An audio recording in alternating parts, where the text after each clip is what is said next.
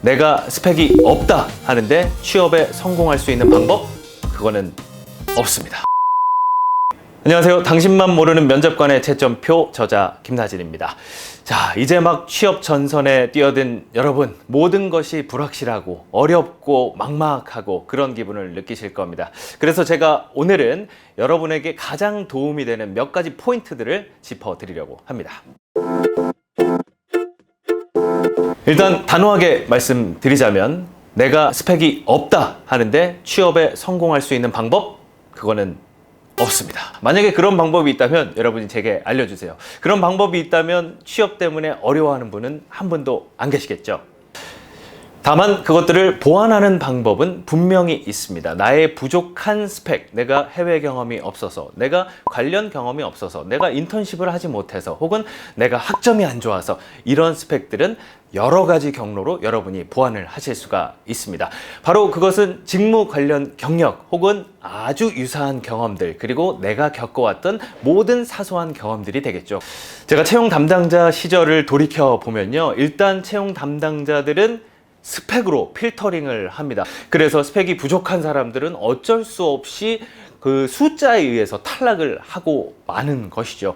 하지만 직속 상관이 나에게 주문을 하는 경우가 있습니다. 야, 이번에는 이런 경력을 가진 사람이 필요하니까 나진아, 너는 심사를 할 때 필터링을 한 이후에 만약에 거기서 빠진 사람들이 있으면 좋은 경력, 유사 경험이 있는 사람들은 스펙이 조금 모자라더라도 일단 합격시켜봐라. 면접에서 한 번 더 볼 수 있게 해줘라.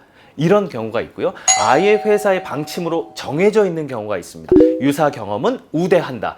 이런 것이 바로 최근의 트렌드, 이미 바뀌어 있는 채용 시장의 트렌드죠. 그렇다면 부족한 스펙을 가지고 있는 여러분은 어떻게 해야 할까요? 나는 부족해서 필터링이 돼서 이미 빠져 있는 지원서를 냈다면 어떻게 해야 될까요?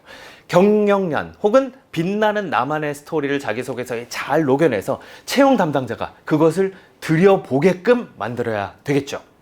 다시 한번 말씀드리지만 스펙이 없는데 내가 합격할 수 있는 방법은 없습니다. 하지만 부족한 스펙이 있다면 그것을 보완하는 방법은 여러 가지가 있습니다. 바로 그것은 여러분의 경험, 경력, 나만의 스토리입니다. 여러분이 기다리고 기다렸던 채용 공고가 올라온 순간 많은 것을 느끼시죠. 와, 드디어 채용 공고가 올라왔구나 해서 한달음에 달려가서 바로 컴퓨터 앞에 앉습니다. 그리고 채용 공고를 확인하는 순간 여러분은 화가 나기 시작합니다.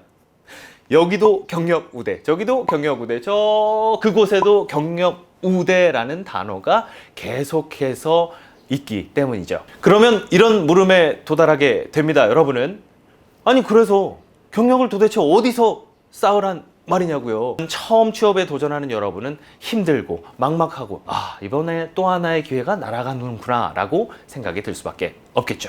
하지만 저는 여러분에게 단 하나의 방법 이상을 전해드리겠습니다. 바로 첫 번째는 우회 전술입니다. 제가 하나의 예를 말씀드릴게요. 제가 첫 대기업에 취직을 했을 때 동기생이었던 한 형님의 이야기인데요.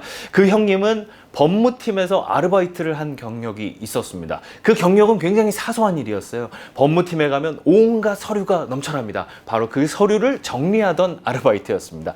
관련 분야별로, 판례별로 여러 가지로 서류를 정리하고 각종 허드렛 일도 하고 심부름도 하던 그런 일이었는데요.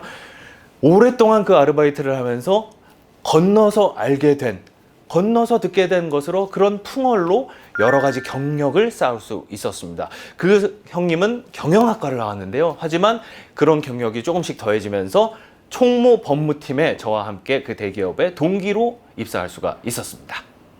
일단 우회 전술은 정말 많은 시간을 조금 필요로 하긴 합니다. 하지만 요즘 같은 시대에는 가장 필요한 전술 중에 하나입니다.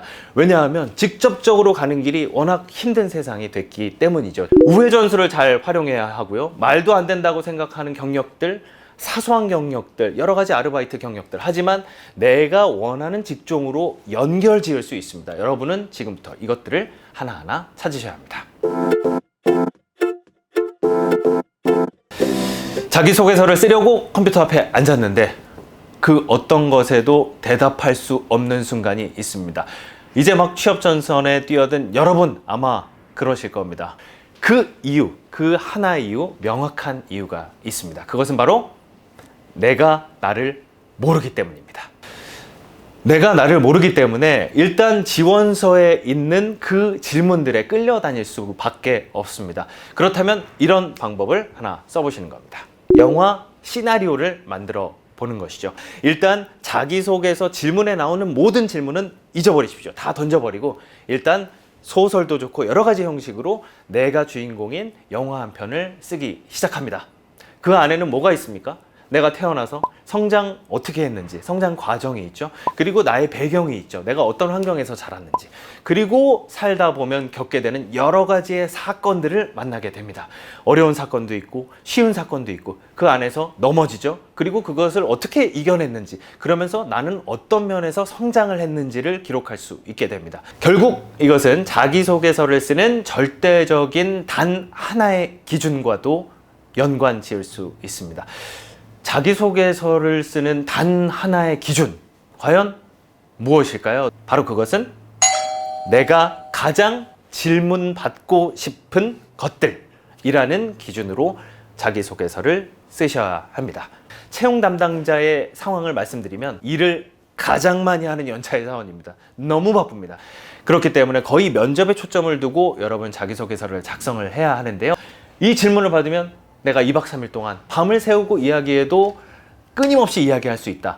이 질문을 받으면 나는 정말 내 최고의 강점을 드러낼 수 있다 하는 것들을, 그런 기준을 가지고 작성을 하셔야 합니다. 내가 만든 영화 시나리오를 바탕으로 내가 가장 듣고 싶은 질문을 바탕으로 그 기준으로 자기소개서를 작성하시면 면접에서도 날아다니는 나, 그리고 채용 면접관들을 주도할 수 있는 나를 발견하게 될 겁니다.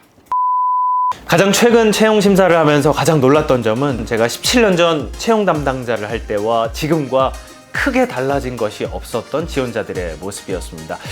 좀 많이 아쉽습니다. 기본 중에 기본, 가장 챙겨야 할 것들을 많이 놓치고 있는 것 같은데요.